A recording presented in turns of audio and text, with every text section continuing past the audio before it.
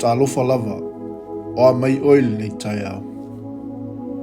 O upo le pō e le tau whaalia.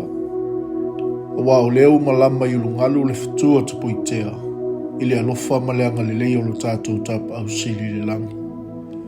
Wa ia toi moli manuia mai ailo o tau soifua maso mātou ola i le nei fo i tai au fōu.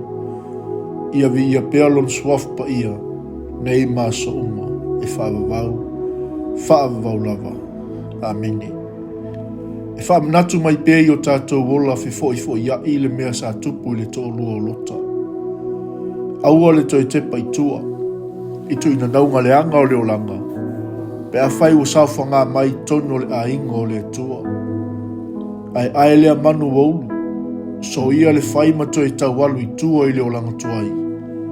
Tusa pe sa mawai ni le lei, wa ai iluma, masa vali pe iluma. Whatua tua, matali tonu i le li. O tepa i tua la nā wā, sa muli atu ia te ia. Ona li ua lea o ia matupua masima. O le whala e au mo i tātou nei asu. Aua e te toi tepa i tua. Aua foi e te tū i se mea o le whenua laumatas. A ia sola lava i le maunga i na nei malaia oe. Ia ngā i luma, ma aua le toi tepa i tua.